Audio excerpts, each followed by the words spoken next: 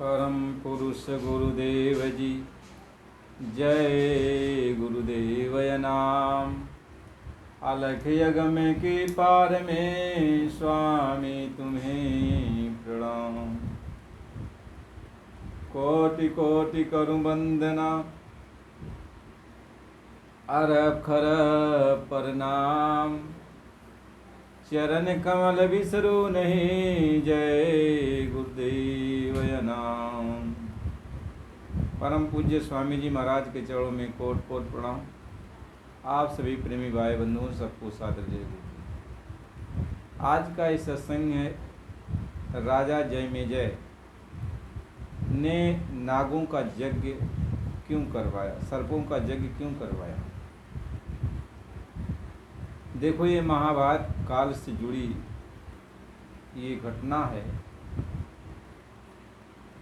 राजा परीक्षित के पुत्र थे जन्मेजय, अर्जुन के पौत्र थे। जब राजा परीक्षित को तक्षक नाग ने डस लिया और राजा परीक्षित शरीर छोड़ के चले गए, तो उनका पुत्र जयमेजय वह राज सिंहासन पे बैठे। अब भाई, हर कोई जिसका भी पिता थोड़ी उम्र में शरीर को छोड़ दे तो पुत्र को आघात तो लगता ही। तो ऋषि मुनियों को बुलवाएं, राजा जन्मेजय इस पर विचार किए। तो हर तरह के ऋषि मुनि आए होंगे, तो सुझाव दिए बहुत लोगों ने। राजा जयमेजय का विचार बना कि जी, ये नागों ने ही जब हमारे पिता को डसे हैं तो इस धरती से नागों को ही समाप्त कर दिया जाए। ऋषि मुनियों को बुलाकर उन्होंने सर्प यज्ञ का आयोजन किया। जैसे जैसे सर्प का यज्ञ का आयोजन शुरू हुआ, आहुतियाँ शुरू हुई। सभी नाग उस आहुति में आते रहे और स्वाहा होते चले जा रहे।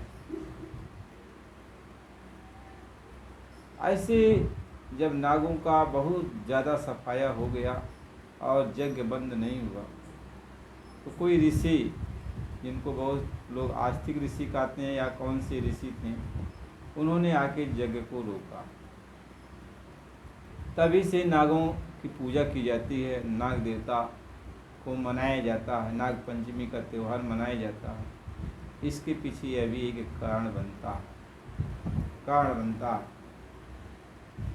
अब नाग पंचमी का त्यौहार मनाया जाता है, इसके पीछे बहुत सारे राज हैं, रहस्य हैं, भगवान शिव से जुड़ी बहुत सारी कथाएं भी हैं।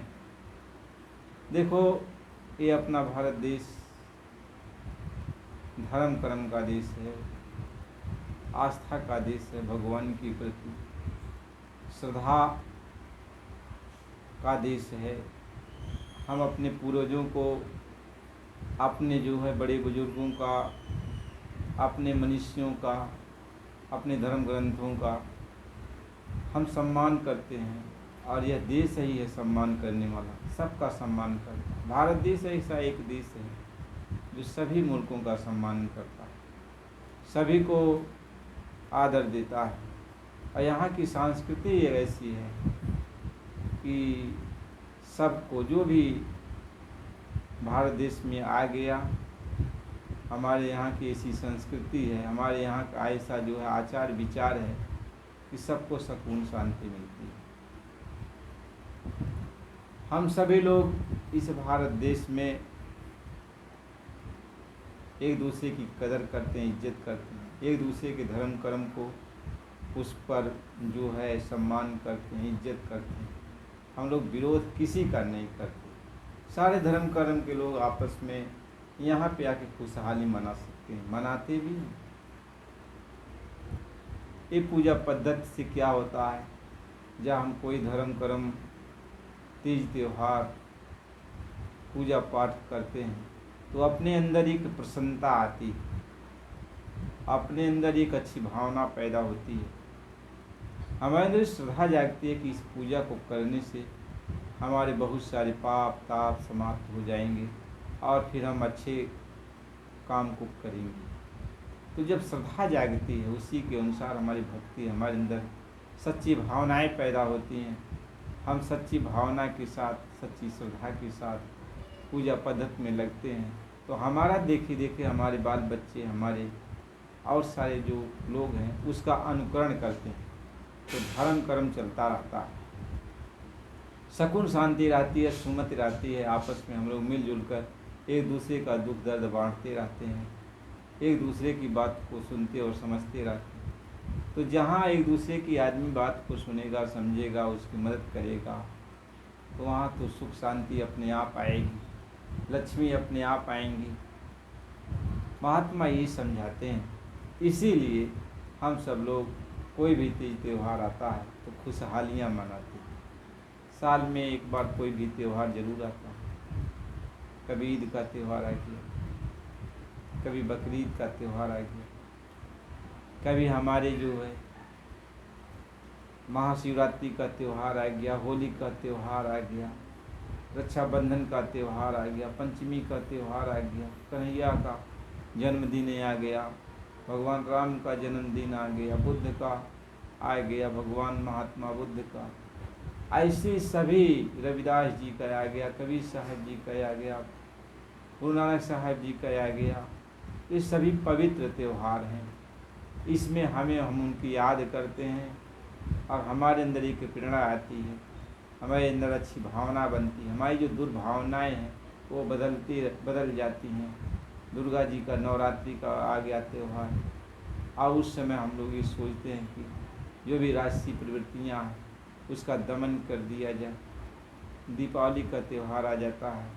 ऐसे जितने भी त्यौहार आते हैं, चाहे हिंदू रीति रिवाज से हों, सिख रीति रिवाज से हों, मुसलमानों की रीति रिवाज से हों, किसी भी रीति रिवाज से हों, सब आपको पवित्र करने के लिए, आपकी भावनाओं को शुद्ध करने के लिए ही आते हैं।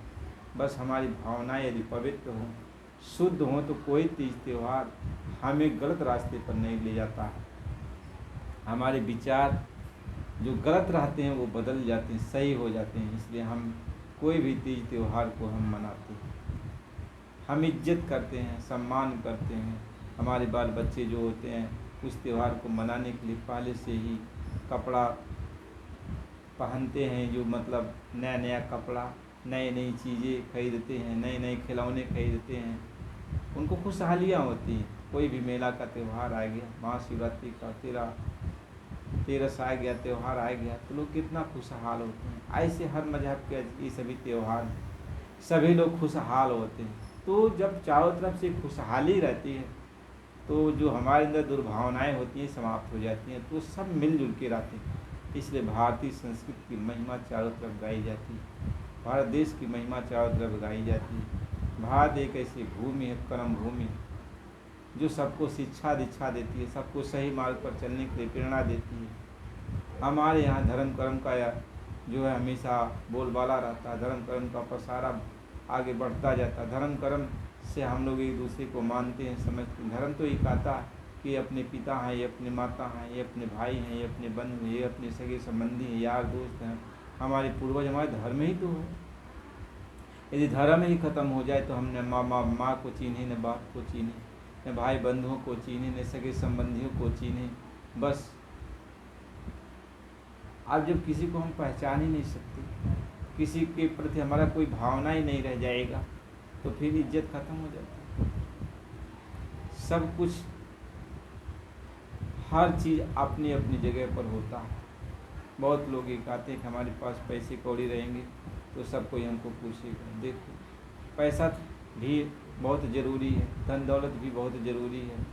गरीबता में आदमी परेशान होता है, धन आपके पास रहेगा तो आप अच्छे से रह सकते हो, ये भी ज़रूरी है। तो इसीलिए धन लक्ष्मी की पूजा भी की जाती है। तो धन लक्ष्मी के साथ गणेश जी की पूजा की जाती है, कुबेर जी की पूजा की जाती है, भगवान विष्णु की पूजा की जाती है, भगवान शिव की पूजा की जाती है, यानी सभी देवी देवताओं की पूजा, यानी सब जो कुछ भी पूजा है सबका सामूहिक पूजा होती है। सब लोग, तो कहने का मतलब यह है कि हम धर्म कर्म से रहेंगे, धर्म को अपना के रहेंगे, तभी एक दूसरे की इज्जत कर पाएंगे।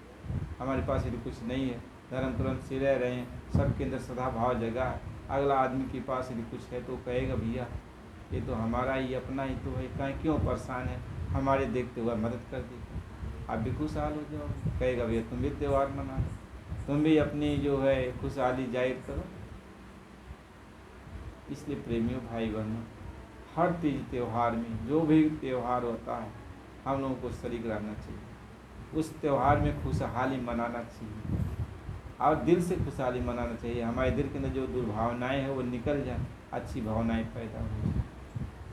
तो नाग पंचमी का पर्व इसीलिए आता भी है कि हमारे अंदर की दुर्भावनाएं समाप्त हो जाएं, हम सभी जीव जंतुओं से प्यार करें, मोहब्बत करें, सभी जीव जंतुओं को आदर दृष्टि से देखें, उनको जो भी ज़रूरत है, क्योंकि मानव एक ऐसा चोला है जो सचेतन है, जो चेतन है, इसके पास चेतना है, समझने बूझने की ताकत है, किसके साथ कैसा बर्ताव करना चाहिए, बुद्धि इसके पास है, और जीव जंतु के पास इतना तो नहीं है। इसलिए सभी जीव जंतु की रखवाली के लिए, उसका ख्याल करने के लिए मानव को सर्वश्रेष्ठ बनाया गया है कि मानव अपने को भी देखेगा, इन सभी लोगों को भी देखेगा।